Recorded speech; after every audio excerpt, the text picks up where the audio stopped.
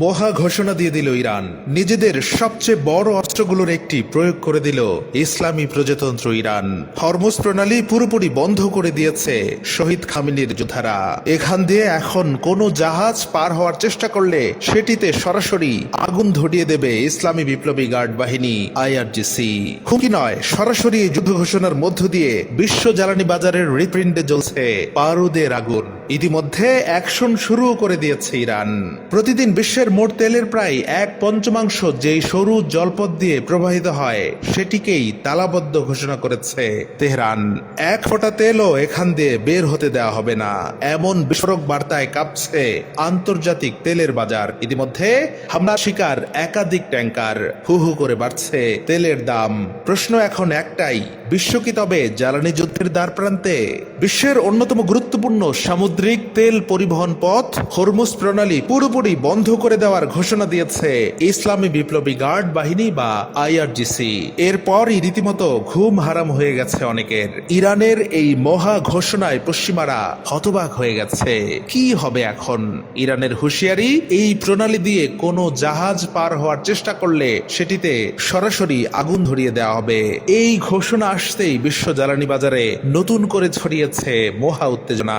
ইরানের রাষ্ট্রীয় গণমাধ্যমের তথ্য বলছে, আইআরজিসির কমান্ডার ঘোষণা দিয়েছেন হরমুজ প্রণালী ইতিমধ্যেই বন্ধ করে দেওয়া হয়েছে। আইআরজিসির কমান্ডার ইন চিফের একজন সিনিয়র উপদেষ্টা ইব্রাহিম জারারি বলেন, কেউ এই পথ অতিক্রমের চেষ্টা করলে সেই জাহাজে সরাসরি হামলা চালাবে বিপ্লবী গার্ড ও নিয়মিত নৌবাহিনী। আইআরজিসির টেলিগ্রাম চ্যানেলে দেওয়া পোস্টে ইব্রাহিম আরো দাবি করেন, তেল পাইপলাইনেও হামলা চালানো হবে এবং এক ফোঁটা তেলও এই অঞ্চল ছাড়তে দেওয়া হবে না। এতে করে খুব শীঘ্রই আন্তর্জাতিক বাজারে তেলের দাম ব্যারেল প্রতি $200 পৌঁছাতে পারে, যার ফলে ইরান যে কি জিনিস তা হারে হারে টের পাবে পশ্চিমারা এবং তার মধ্যপ্রাচ্যের ভাই ব্রাদাররা।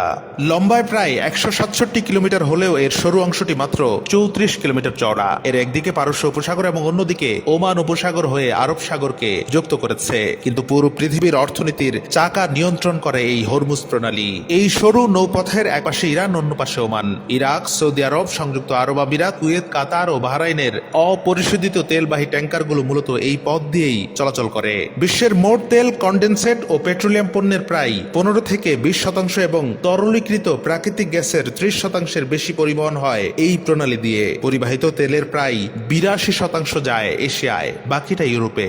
শুধুমাত্র চীনের মোট এলএনজি আমদানির প্রায় 24% আসে এই রুটে। এছাড়াও কাতারের বিশাল পরিমাণ প্রাকৃতিক গ্যাস এই সরু পথ দিয়ে পাড়ি দেয়। এই হরমুজ প্রণালী দিয়ে প্রতিদিন প্রায় 200টি জাহাজ চলাচল করে।